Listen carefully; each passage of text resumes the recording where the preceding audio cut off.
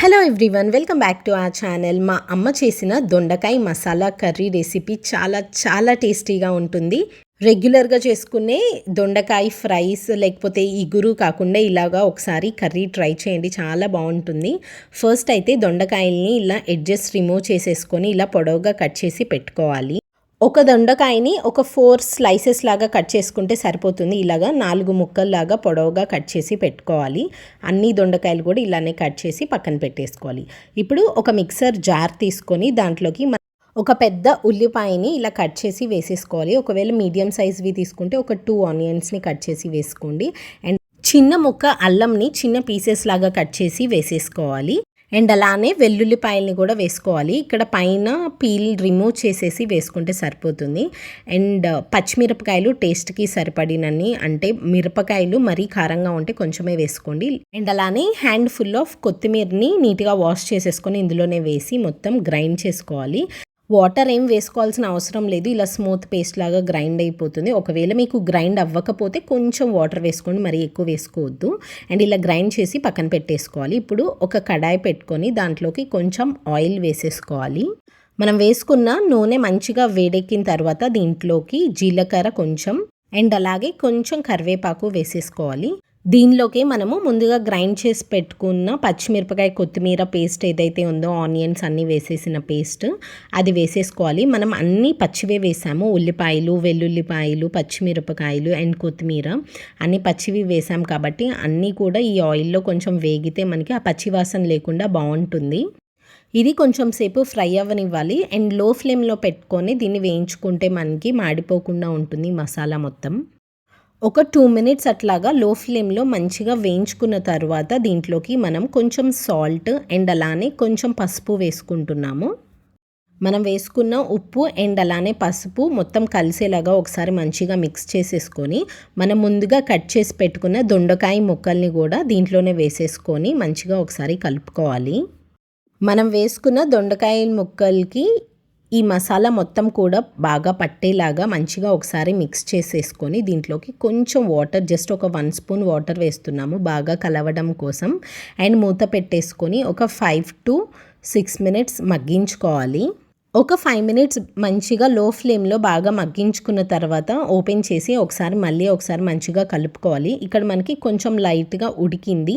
And ఈ స్టేజ్లో మనము దీంట్లో కావాల్సిన మసాలాస్ అన్నీ కూడా ఇక్కడే యాడ్ చేసుకుంటాము. దీనిలోకి మనము కొంచెం జీలకర్ర పొడి, కొంచెం కారం, మనం ఆల్రెడీ పచ్చిమిరపకాయలు వేసాం కాబట్టి జస్ట్ చాలా కొంచెం కారం వేసుకుంటున్నాము. అండ్ అలానే కొంచెం ధనియాల పొడి అండ్ కొంచెం గరం మసాలా పౌడర్ కూడా వేసేసుకొని మొత్తం ఒకసారి మంచిగా మిక్స్ చేసేసుకోవాలి. ఇది మనం లో ఫ్లేమ్లోనే పెట్టుకొని వేయించుకోవాలి, లేదంటే ఈ మసాలాస్ అన్నీ కూడా మాడిపోయే ఛాన్స్ ఉంటుంది. సో జస్ట్ లో ఫ్లేమ్లో పెట్టుకొని ఒకసారి మొత్తం మిక్స్ చేసేసుకోవాలి. ఇలాగా మొత్తం ఒకసారి మంచిగా మిక్స్ చేసుకున్న తర్వాత ఒక 2 స్పూన్స్ పెరుగుని బాగా బీట్ చేసేసుకొని, నార్మల్గా గడ్డ పెరుగు ఉంటుంది కదా, దాన్ని బాగా బీట్ చేసేసుకోవాలి. ఒక స్పూన్తో ఇట్లా మనకి మంచిగా క్రీమీగా రెడీ అయిపోతుంది. ఆ పెరుగుని దీంట్లో వేసేసుకొని ఒకసారి మంచిగా కలుపుకోవాలి. ఈ పెరుగు వేయడం వల్ల మనకి మసాలాస్ అన్నీ కూడా మంచిగా మిక్స్ అయిపోతాయి. అండ్ అలానే ఈ పెరుగు ఫ్లేవర్ కూడా చాలా బాగుంటుంది. ఇలా పెరుగు వేసుకున్న తర్వాత మొత్తం ఒకసారి మంచిగా మిక్స్ చేసుకున్న తర్వాత లో ఫ్లేమ్లో పెట్టుకొని ఒక 2 మినిట్స్ మగ్గించుకోవాలి. అండ్ మనం వేసుకున్న మసాలాస్ అండ్ అలానే పెరుగు మొత్తం కూడా మంచిగా కుక్ అయిపోతుంది. అండ్ దాని తర్వాత దీంట్లోకి కొంచెం వాటర్ వేసుకోవాలి. మనకి గ్రేవీ కన్సిస్టెన్సీని బట్టి చూసుకొని జస్ట్ కొంచెం వాటర్ యాడ్ చేయండి.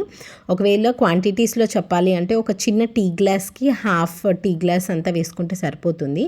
అండ్ ఇట్లా కొంచెం వాటర్ వేసుకున్న తర్వాత దీనికి మళ్ళీ మూత పెట్టేసుకొని ఒక 2 to 3 మినిట్స్ మగ్గించుకుంటే మనకి ఇక్కడ పైకి ఆయిల్ అంతా తేలుతుంది చూడండి. అండ్ ఈ స్టేజ్లోకి మనం కొంచెం కసూరి మేతి ఉంది కదా, సో ఆ కసూరి మేతిని యాడ్ చేసేసుకుంటున్నాము.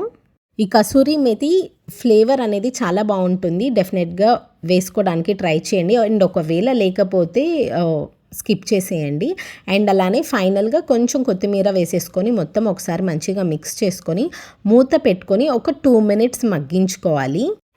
ఇలా 2 మినిట్స్ మగ్గించుకున్న తర్వాత చూడండి మనకి పైన ఆయిల్ అంతా ఇట్లాగా తేలుతుంది కదా, సో ఆల్మోస్ట్ మనకి కర్రీ రెడీ అయిపోయినట్టే. బట్ ఒకవేళ మనకి దొండకాయ ముక్కలు ఉడికాయో లేదో తెలుసుకోవడం కోసం, ఎందుకంటే దొండకాయ ముక్కలు కొంచెం టైం పడుతుంది ఉడకడానికి, కాబట్టి ఉడికాయో లేదో చెక్ చేసుకోవడం కోసం ఇట్లా ఒక దొండకాయ ముక్కల్ని ఇట్లా తీసుకొని ఒకసారి జస్ట్ చెక్ చేసుకోండి. అండ్ మీకు దొండకాయ మొత్తం ఉడికింది అంటే మనకి కర్రీ రెడీ అయిపోయినట్టే అండ్ మనం సర్వ్ చేసుకోవచ్చు. ఒక దొండకాయ ముక్కను తీసుకొని జస్ట్ ఒక స్పూన్తో ఇట్లా జస్ట్ కట్ చేసి చెక్ చేయండి. ఇట్లా ఉడికింది అనుకుంటే మనకి సాఫ్ట్గా అయిపోతుంది. అండ్ ఇట్లా సాఫ్ట్గా అయింది అంటే మనకి ఉడికినట్టు అర్థం. అండ్ మనము సర్వ్ చేసుకోవచ్చు. ఈ కర్రీ మనకి రైస్లోకి ఆర్ చపాతీస్లోకి చాలా బాగుంటుంది. ఎప్పుడు రెగ్యులర్గా చేసుకునే దొండకాయ ఫ్రై అలా కాకుండా ఒకసారి ఇలాగా దొండకాయ కర్రీని ట్రై చేయండి. చాలా బాగుంటుంది టేస్ట్. చాలా సింపుల్గా కనిపించిన టేస్ట్ అయితే చాలా బాగుంటుంది. I hope you like this video. Please subscribe.